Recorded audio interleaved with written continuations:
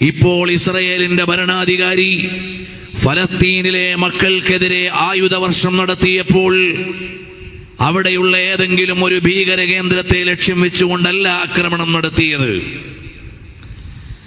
അവിടെയുള്ള പട്ടാളക്കാരോട് ഇസ്രയേൽ സൈന്യത്തോട് സംസാരിക്കുമ്പോൾ അദ്ദേഹം പറഞ്ഞത്, ആ രാജ്യത്ത് നിന്ന് തീവ്രവാദവും ഭീകരവാദവും ഇല്ലായ്മ ചെയ്യാനുള്ള ഒരു ധർമ്മസമരത്തിനാണ് നമ്മൾ ശ്രമിക്കുന്നത് എന്നല്ല, മറിച്ച് അവിടെയുള്ള ഒരു കുരുന്നിനെയും വെറുതെ വിടാൻ പാടില്ല എന്നാണ് ഒരു രാജ്യത്തിന്റെ ഭരണാധികാരി പട്ടാളക്കാരോട് സംസാരിച്ചത്. കാരണം ആ രാജ്യം തന്നെ അവിഹിതമായി കിട്ടിയതാണ്. ലോകത്തെവിടെയും ഒരു ഭൂപ്രദേശമില്ലാതെ മുഴുവനും അലഞ്ഞു നടന്നിരുന്ന ഒരു ജനതയ്ക്ക് 1948 ഈ ഫലസ്തീനിൽ കൊണ്ടുവന്ന് ബ്രിട്ടീഷുകാരന്റെ ആയുധം കാണിച്ച് ആ നാട്ടുകാരെ ഭയപ്പെടുത്തിയിട്ട് ആ രാഷ്ട്രത്തിന്റെ 60% ഭൂമി ജൂതന്മാർക്ക് വകവെച്ചു കൊടുക്കുകയായിരുന്നു. അടിസ്ഥാനപരമായി അത് ആരുടെ ഭൂമിയാണ്? അറബികളുടെ ഭൂമിയാണ്. അടിസ്ഥാനപരമായി അത് ആരുടെ ഭൂമിയാണ്? ഖുദ്സിന്റെ മക്കളുടേതാണ്. ബ്രിട്ടീഷുകാരൻ ഇന്ത്യ അടക്കം അടക്കി ഭരിച്ച് 1947 ഇന്ത്യക്ക് സ്വാതന്ത്ര്യം കിട്ടിയെങ്കിൽ 1948 ഫലസ്തീനിൽ വന്ന് ഒരു നൂല് പിടിച്ചിട്ട് 60% ഭൂപ്രദേശം അവർ പതിച്ചു കൊടുക്കുകയായിരുന്നു ജൂതന്മാർക്ക്. അന്ന് അറബികൾ സഹിച്ചു, അവരതിനെ ഉൾക്കൊണ്ടു. കയറി കിടക്കാൻ ഇടമില്ലാത്തവരല്ലേ, കിടന്നുകൊള്ളട്ടെ എന്ന് വിചാരിച്ചു. നിങ്ങൾ ഓരോരുത്തരും ഒന്ന് ആലോചിച്ചു നോക്കുക. ഏതോ ഒരാൾ പുറത്തുനിന്ന് വന്ന് മാരകായുധങ്ങൾ കാണിച്ചിട്ട് എവിടെ നിന്നോ ഉള്ള ആളുകളെ നമ്മുടെ വീട്ടിൽ കയറ്റിയിട്ട് ഇനി ഇവർ ഇവിടെ താമസിക്കട്ടെ, ഇത് ഇവരുടെ വീടാണ് എന്ന് പറഞ്ഞാൽ ലോകത്താരെങ്കിലും ഉൾക്കൊള്ളുമോ? പക്ഷേ മുസ്ലിങ്ങൾ അന്ന് അവരെ ആക്രമിക്കാൻ ഒരുങ്ങിയില്ല. അറബികൾ അവരെ ആട്ടിപ്പായിക്കാൻ ഒരുങ്ങിയില്ല.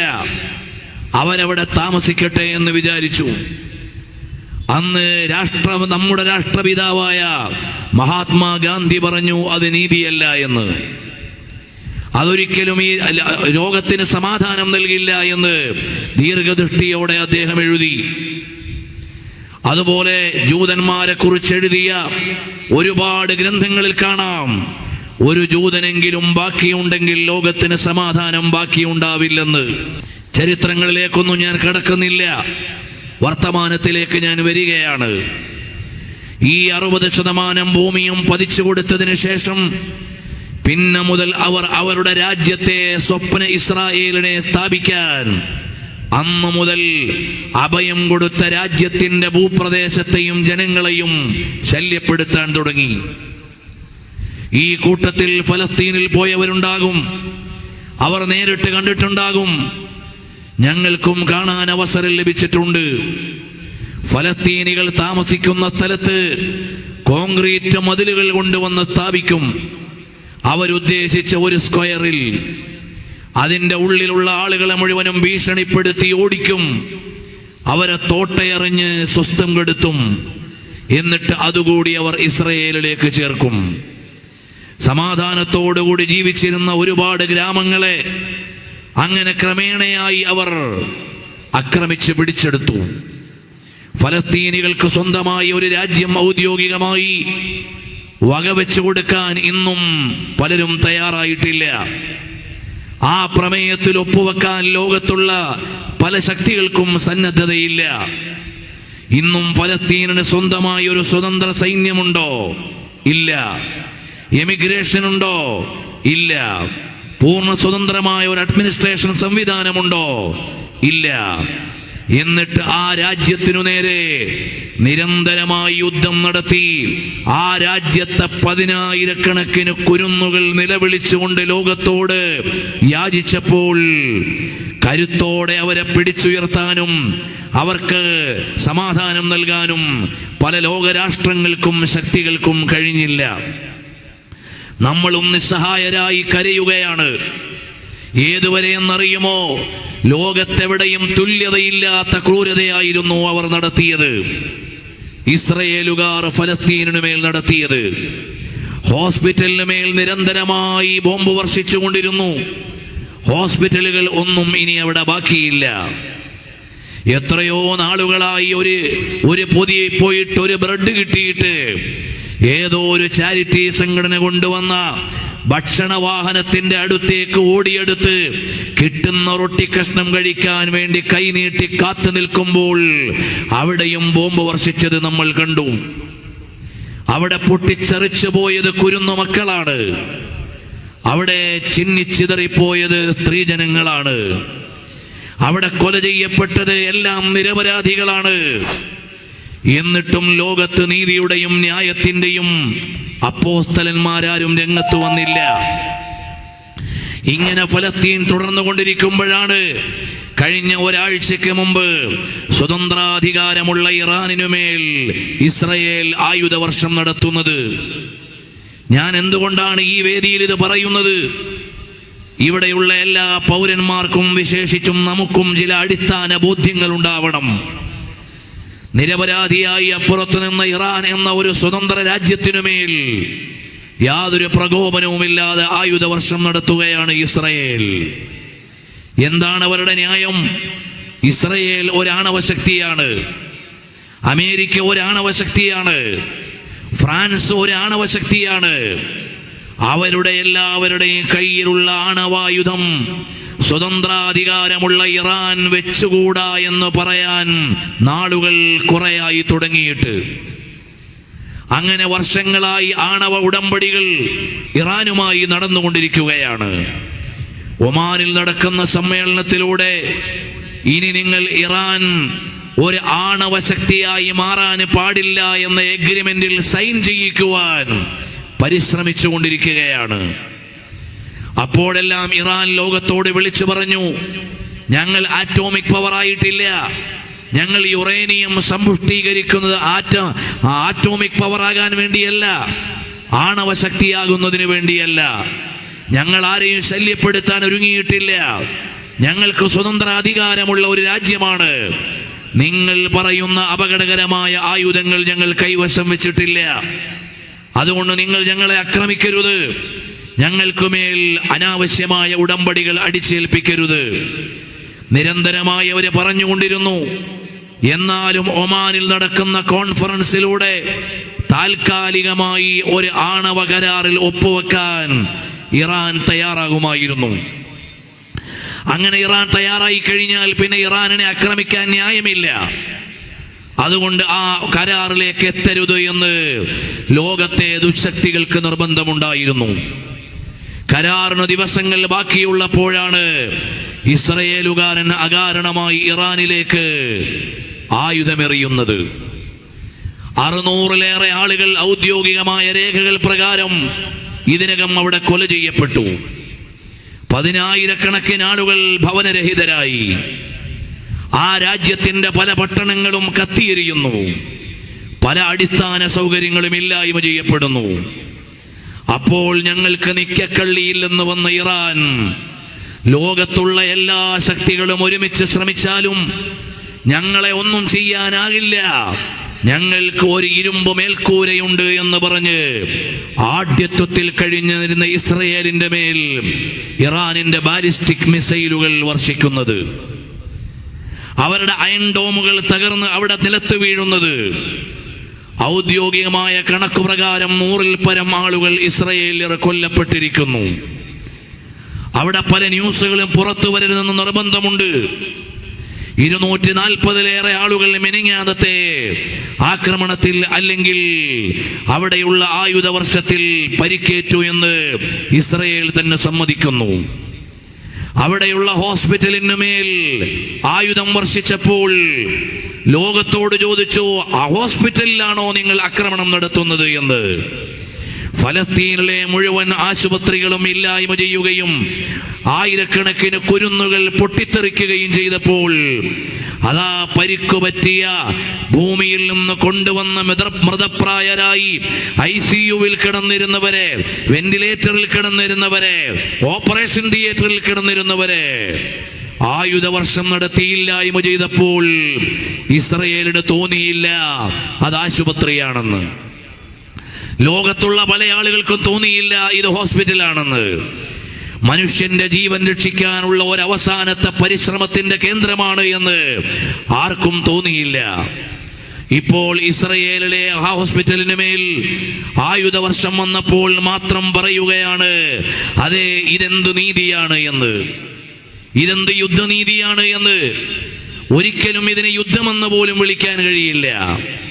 രണ്ടു ശക്തികൾ ചില മാനദണ്ഡങ്ങളോടെ നടത്തുന്ന ആയുധപ്രയോഗത്തെയാണ്, മൽപിടുത്തത്തെയാണ് യഥാർത്ഥത്തിൽ യുദ്ധമെന്ന് വായിക്കേണ്ടത്. ഇവിടെ യുദ്ധമെന്ന് പറയാനില്ല, ആക്രമണവും പ്രത്യാക്രമണവും പ്രതിരോധവും എന്നൊക്കെയാണ് ഇതിന് പറയേണ്ടത്. ഇങ്ങനെ ഒരു യുദ്ധം നിലനിൽക്കണമെന്ന് ലോകത്തൊരു മനുഷ്യനും ആഗ്രഹിക്കുന്നില്ല, മനുഷ്യത്വമുള്ള ഒരാളും ആഗ്രഹിക്കുന്നില്ല. നിരപരാധികളായ രാജ്യങ്ങളുടെ മേൽ ആക്രമണം നടത്തി പാവപ്പെട്ടവരെ അരുംകൊല ചെയ്തു കളയുന്ന ലോക പോലീസുമാർക്കെതിരെ കൃത്യമായ മാനവിക വിചാരങ്ങളോടെ ചിന്തിക്കാൻ പോലും കഴിയുന്നില്ല എന്നത് വളരെ അപകടകരമായ ഒരു വസ്തുതയാണ്. ഇത്തരം ന്യൂസുകൾ വന്നുകൊണ്ടിരിക്കുമ്പോൾ മലയാളത്തിലും ചില ആളുകൾ പറയുന്നത് എന്താണ്? മലയാളത്തിലും ചില ആളുകൾ നടത്തുന്ന കമന്റുകൾ എന്താണ്? ഇപ്പോൾ ലോകത്തിന്റെ മുഴുവനും മുമ്പിൽ ഇറാൻ ഒരു പ്രതിപട്ടികയിലേക്ക്, ഇറാൻ ഔദ്യോഗികമായി ഉൾക്കൊള്ളുന്ന ഒരു മതവിശ്വാസത്തെ നമ്മൾ ന്യായീകരിക്കുന്നില്ല. അങ്ങനെ ഒരു വിശ്വാസപരമായി പറയുമ്പോൾ ഷിഈ വിശ്വാസത്തിന്റെയും രാഷ്ട്രമതമായി സ്വീകരിച്ച ഒരു ജനവിഭാഗമാണ്. ആ ഒരു മാനദണ്ഡത്തിൽ നിന്നുകൊണ്ടല്ല ഇപ്പോൾ സംസാരിക്കുന്നത്, മാനവികമായ വിചാരങ്ങളെ മുന്നിൽ വെച്ചുകൊണ്ടാണ്. നിങ്ങൾ ആലോചിച്ചു നോക്കണം, നിരപരാധികളായ രാഷ്ട്രങ്ങളെ മുഴുവനും ആക്രമിച്ച് ഇല്ലായ്മ ചെയ്യുകയും പാവപ്പെട്ട കുരുന്നുകളെ അടക്കം നിരപരാധികളായ സിവിലിയന്മാരെ ക്രൂരമായി കൊല ചെയ്തുകൊണ്ടിരിക്കുകയും ചെയ്യുമ്പോൾ ഇന്ന് ലോകത്തിന്റെ അവസ്ഥ എന്താണ്? ലോകത്ത് അരുതെന്ന് പറയാൻ ശക്തിയുള്ള ഒരു രാജ്യം എവിടെ? ആക്രമിക്കരുതെന്ന് പറയാൻ പറ്റുന്ന ഒരു ഭരണാധികാരി എവിടെ? ഇവിടെയാണ് മനോഹരമായ ഒരു സംഹിത കൊണ്ട് ലോകത്തെ മുഴുവനും ശാന്തിയിലേക്ക് കൊണ്ടുവന്ന സമാധാനത്തിന്റെ പ്രവാചക പ്രഭു മുഹമ്മദുർ റസൂലുള്ളാഹ് സ്വല്ലല്ലാഹു അലൈഹി വസല്ലം തങ്ങളെ വായിക്കേണ്ടത്. നിങ്ങൾ ആലോചിച്ചു നോക്കൂ, അറബികൾ ലോകത്തെ മുഴുവനും കച്ചവടത്തിന് പോയിട്ടുണ്ട്. ഏതെങ്കിലും ഒരു രാജ്യത്ത് കച്ചവടത്തിന് പോയപ്പോൾ ആ രാജ്യത്തെ പിടിച്ചടക്കണമെന്നോ നിരപരാധികളെ ഇല്ലായ്മ ചെയ്യണമെന്നോ ഒരറബ് സമൂഹവും വിചാരിച്ചിട്ടില്ല. നമ്മുടെ നാട്ടിൽ അറബികൾ കച്ചവടത്തിന് വരാൻ തുടങ്ങിയിട്ട് എത്ര കാലമായി? ഈ ഇന്ത്യയെ പിടിച്ചടക്കണമെന്ന് അറബികൾ വിചാരിച്ചിട്ടില്ല. ഇവിടെ ആക്രമണം ഉണ്ടാക്കണമെന്ന് അറബികൾ വിചാരിച്ചിട്ടില്ല. ഇവിടെയുള്ളവരോട് നല്ല സ്വഭാവത്തിൽ വർത്തിച്ചു. ഈ രാജ്യക്കാർക്ക് ഒരുപാട് മൂല്യങ്ങൾ പകർന്നു കൊടുത്തു. ഇവിടെയുള്ള സ്വത്തുവകകൾ അവർ വാങ്ങി. ഇവിടേക്ക് വിദേശത്തു നിന്നുള്ള ഒരുപാട് സ്വത്തുക്കൾ എത്തിച്ചു തന്നു. അങ്ങനെ കൊള്ളക്കൊടുക്കലുകളുടെ നല്ല ഉദാഹരണങ്ങളെയാണ് അറബികൾ ഈ രാജ്യത്തേക്ക് സമ്മാനിച്ചത്. എന്നാൽ ബ്രിട്ടീഷുകാർ ഇവിടേക്ക് കച്ചവടത്തിന് വന്നു, പോർച്ചുഗീസുകാർ ഇവിടേക്ക് വ്യാപാരത്തിന് വന്നു, ഫ്രഞ്ചുകാർ ഇവിടേക്ക് കടന്നു വന്നു. അവരെല്ലാവരും ഈ രാജ്യത്തേക്ക് കടന്നു വന്നത് ഇവിടെയുള്ള സ്വത്തുക്കളെ കൊള്ളയടിച്ച് അവരുടെ രാജ്യത്തേക്ക് കൊണ്ടുപോകാനായിരുന്നു. ഈ രാജ്യത്തെ ഇല്ലായ്മ ചെയ്യാൻ വേണ്ടിയായിരുന്നു. ഇവരെ ഇവിടെ അവരുടെ ഭൂപ്രദേശമാക്കി മാറ്റാൻ വേണ്ടിയായിരുന്നു. അതുകൊണ്ടാണ് 1947 വരെ നീണ്ടുനിന്ന നീണ്ടകാലത്തെ സ്വാതന്ത്ര്യ സമരത്തിലൂടെ ബ്രിട്ടീഷുകാരനെ ഇവിടെ നിന്ന് പായിച്ചു കളയാൻ ഒരുപാട് ജീവനുകൾ ഇവിടെ പൊലിയേണ്ടി വന്നത്. എന്നാൽ 700 കൊല്ലം ഇന്ത്യ ഭരിച്ചു, അല്ലെങ്കിൽ നൂറ്റാണ്ടുകൾ ഇന്ത്യ ഭരിച്ചു മുഗളന്മാർ. മുസ്ലിങ്ങൾ ഇന്ത്യ ഭരിച്ചു. ഈ രാജ്യത്തിന് എന്താണ് നൽകിയത്? ഈ രാജ്യത്ത് ഒരുപാട് മനോഹരമായ നിർമ്മിതികൾ നൽകി. പേർഷ്യയിൽ നിന്ന്, വിദേശ രാഷ്ട്രങ്ങളിൽ നിന്ന് ഒരുപാട് വിദേശ രാഷ്ട്രങ്ങളിലെ അമൂല്യ രത്നങ്ങൾ കൊണ്ടുവന്ന് ഇവിടെ നിർമ്മാണങ്ങൾ നടത്തി. താജ്മഹൽ ഉണ്ടാക്കി, റെഡ് ഫോർട്ട് ഉണ്ടാക്കി. ഇന്ത്യയിലെ എല്ലാ സംസ്ഥാനങ്ങളിലും എന്ന പോലെ അറബ് ജനതയിൽ അല്ലെങ്കിൽ മുഗളന്മാരുടെ 1000 നിർമ്മിതികൾ ഉണ്ടായി. ലോകത്തിന് മുമ്പിൽ എഴുന്നു നിൽക്കാൻ പറ്റുന്ന അഭിമാന സ്തംഭങ്ങൾ ഉണ്ടാക്കി. ഇതായിരുന്നു അറബികൾ ഇന്ത്യക്ക് സമ്മാനിച്ചത്. അറബികൾ മുഗളന്മാർ ഇവിടെ ഭരിച്ചുകൊണ്ടിരുന്നപ്പോൾ ഇവിടെയുള്ള ഏതെങ്കിലും ഒരു മതവിഭാഗമോ ജനവിഭാഗമോ ഒരു സ്വാതന്ത്ര്യ സമരം തുടങ്ങിയില്ല. കാരണം അവർ സ്വതന്ത്രരായിരുന്നു. ഇവിടെ ഔറംഗസീബിനെ പോലെ ആത്മീയമായ ചിട്ടയുള്ള ഭരണാധികാരികൾ ഭരിച്ചു. അവർ മതപണ്ഡിതന്മാരായിരുന്നു, ആത്മീയ നിഷ്ഠയുള്ളവരായിരുന്നു. അവരുടെ എല്ലാവരുടെയും തണലിൽ ഇവിടെ ജീവിച്ചുകൊണ്ടിരുന്ന ഹൈന്ദവ സഹോദരന്മാരും ക്രൈസ്തവ സഹോദരന്മാരും ഒരിക്കൽ പോലും നിങ്ങൾ ഈ രാജ്യത്ത് വേണ്ട എന്ന് പറഞ്ഞ് അവർക്കെതിരെ ഒരു സമരം തുടങ്ങിയിട്ടില്ല, ഒരു സ്വാതന്ത്ര്യ സമരത്തിന് ഒരുങ്ങിയിട്ടില്ല. കാരണം എല്ലാ മതവിഭാഗങ്ങളെയും ഉൾക്കൊള്ളാൻ പറ്റുന്ന ഒരു മാനവിക സംഹിതയെ ലോകഗുരുവായ സയ്യിദുനാ റസൂലുള്ളാഹി സ്വല്ലല്ലാഹു അലൈഹി വസല്ലം തങ്ങൾ അവർക്ക് പഠിപ്പിച്ചു കൊടുത്തിരുന്നു. അതിലൂടെയായിരുന്നു അവർ സഞ്ചരിച്ചു വന്നത്. അതുകൊണ്ട് അവരെത്തിപ്പെട്ട ദേശങ്ങളിലെ എല്ലാ ജനങ്ങളെയും ഉൾക്കൊള്ളു. നബി സല്ലല്ലാഹു അലൈഹി വസല്ലം തങ്ങൾ മദീനയിലേക്ക് വരുമ്പോൾ ജൂതന്മാരുണ്ടായിരുന്നു. എല്ലാ ജൂതന്മാരും ഇവിടെ നിന്ന് പോകണമെന്ന് നബി സല്ലല്ലാഹു അലൈഹി വസല്ലം തങ്ങൾ പറഞ്ഞില്ല. അവരോടുള്ള ക്രയവിക്രയങ്ങൾക്ക് കൃത്യമായ ഒരു മാനദണ്ഡമുണ്ടാക്കി. എന്തായിരുന്നു അത്? അസ്സഹീഫ, മനോഹരമായ മദീന ചാർട്ടർ ആയിരുന്നു. മദീന ചാർട്ടറിലൂടെ നബി സല്ലല്ലാഹു അലൈഹി വസല്ലം തങ്ങൾ നൽകിയത് എന്താണ്? ആ രാജ്യത്തു താമസിക്കുന്ന ആളുകൾ ഏതെല്ലാം മൂല്യങ്ങളെ പാലിക്കണമെന്നും പരസ്പരം മതവിശ്വാസങ്ങളെ ഉൾക്കൊള്ളണമെന്നും മറ്റു മതവിശ്വാസികളോട് എങ്ങനെ പെരുമാറണമെന്നും നബി സല്ലല്ലാഹു അലൈഹി വസല്ലം തങ്ങൾ പഠിപ്പിച്ചു. ജൂതന്മാരവിടെ ശാന്തമായി ജീവിച്ചു. നമ്മൾ ആലോചിച്ച് നോക്കണം. നബി സല്ലല്ലാഹു അലൈഹി വസല്ലം തങ്ങൾ അവിടെ ഒരു മനുഷ്യരെയും ആക്രമിക്കാൻ പറഞ്ഞില്ല. ജൂതന്മാരായ അയൽവാസികൾ സമാധാനത്തോടെ വിശ്വാസികളെ അനുഭവിച്ചു. ഹബീബായ സല്ലല്ലാഹു അലൈഹി വആലിഹി വഅസ്ഹാബിഹി വസല്ലം തങ്ങൾ വഫാത്താകുന്ന നേരം ധാന്യത്തിനു പകരമായി അവിടുത്തെ പടയങ്കി ഒരു ജൂതന്റെ പക്കൽ പണയം വെച്ചിരുന്നു. അത് കേവലം അങ്ങ് വായിച്ചാൽ പോരാ. നബി സല്ലല്ലാഹു അലൈഹി വസല്ലം തങ്ങൾ ഒരു ജൂതനോട് വായ്പ വാങ്ങുന്ന മദീനയിൽ അതിസമ്പന്നനായ അബ്ദുറഹ്മാൻ ഇബ്നു ഔഫ് തങ്ങൾ ഉണ്ടായിരുന്നു. അതിസമ്പന്നരായ നിരവധി സ്വഹാബികൾ ഉണ്ടായിരുന്നപ്പോഴും അവിടെയുള്ള ഒരു സെക്കുലർ സൊസൈറ്റിയെ ഡീല് ചെയ്യാൻ നബി സല്ലല്ലാഹു അലൈഹി വസല്ലം തങ്ങൾ ജൂതന്മാരുമായി വ്യവഹാരം നടത്തി. ഒരിക്കൽ ഒരു ജൂതൻ അവധിയെത്താത്ത കടം ചോദിക്കാൻ കളിയാക്കാൻ വേണ്ടി പള്ളിയുടെ മുന്നിൽ വന്നു. ബിലാൽ റളിയല്ലാഹു അൻഹു ആയിരുന്നു നബി സല്ലല്ലാഹു അലൈഹി വസല്ലം തങ്ങളുടെ ഇടപാടുകാരൻ. നബി സല്ലല്ലാഹു അലൈഹി വസല്ലം തങ്ങൾ പലപ്പോഴും വായ്പ വാങ്ങുന്നത് സഹായം ചോദിച്ചു വരുന്നവർക്ക് കൊടുക്കാൻ വേണ്ടിയായിരുന്നു. അഇമ്മത്ത് ഉദ്ധരിച്ച ഒരു ഹദീസിൽ, നീണ്ട ഒരു ഹദീസാണ്, അതിൽ നമുക്ക് വായിക്കാൻ കഴിയും. ഒരു ദിവസം ബിലാൽ റളിയല്ലാഹു അൻഹു വാങ്ക് കൊടുക്കാൻ പള്ളിയിലേക്ക് വരുമ്പോൾ അവധിയെത്താത്ത കടം ചോദിച്ചുകൊണ്ടൊരു ജൂതൻ എത്തി. അയാൾ ആരാണ്? ബിലാൽ റളിയല്ലാഹു അൻഹു പലപ്പോഴും പലരുടെ കയ്യിൽ നിന്നും നബി സല്ലല്ലാഹു അലൈഹി വസല്ലം തങ്ങൾക്ക് വേണ്ടി വായ്പ വാങ്ങുന്നത് കണ്ടിട്ട്, നിങ്ങൾ പലരുടെ കയ്യിൽ നിന്നും വാങ്ങേണ്ടതില്ല, ഞാൻ നിങ്ങൾക്ക് വേണ്ടതെല്ലാം തരാം എന്ന് പറഞ്ഞുകൊണ്ട് ഏറ്റെടുത്ത ഒരാൾ. ആ ഏറ്റെടുത്ത ഒരാളാണ് അവധിയെത്താത്ത കടത്തിനു വേണ്ടി അപമാനിക്കാൻ വന്നത്. മഹാനായ ബിലാൽ റളിയല്ലാഹു അൻഹു ചെന്നിട്ട് ചോദിച്ചു, നിസ്കാരം കഴിഞ്ഞ് ലോകഗുരുവായ സല്ലല്ലാഹു അലൈഹി വസല്ലം തങ്ങളോട്, അല്ലയോ പ്രവാചക പ്രഭോ, വല്ലതും വീട്ടിൽ കരുതി വെച്ച സമ്പാദ്യമുണ്ടോ? ഇല്ല, ഒന്നുമില്ല. എന്താണ് ബിലാലെ കാര്യം? അതെ, ആ ഇടപാടുകാരനായ ജൂതൻ അവധിയെത്താത്ത കടം തിരിച്ചു ചോദിക്കാൻ വന്ന് അപമാനിച്ചിരിക്കുന്നു. കേട്ടുകഴിഞ്ഞ് ബിലാൽ റളിയല്ലാഹു അൻഹു പോയി. മഹാനവറുകളുടെ കയ്യിൽ ഒരു കരിമ്പടമുണ്ടായിരുന്നു. അത് ഗ്രാമത്തിൽ കൊണ്ടുപോയി കച്ചവടം ചെയ്തു വരാമെന്ന് കരുതി. ഈ രംഗം കണ്ട ഒരാൾ നബി സല്ലല്ലാഹു അലൈഹി വസല്ലം തങ്ങളോട് പറഞ്ഞു, ബിലാൽ റളിയല്ലാഹു അൻഹു ഗ്രാമത്തിലേക്ക് പോയിട്ടുണ്ട് എന്ന്. നബി സല്ലല്ലാഹു അലൈഹി വസല്ലം തങ്ങൾ തിരിച്ചു വിളിച്ചു. അടുത്ത ദിവസം 3 ഒട്ടകത്തിന്റെ മേലെ നബി സല്ലല്ലാഹു അലൈഹി വസല്ലം തങ്ങളുടെ പള്ളിയിലേക്ക് സമ്മാനങ്ങൾ എത്തി. ഇടപാടുകാരൻ്റേത് മുഴുവനും കൊടുത്തു തീർത്തു.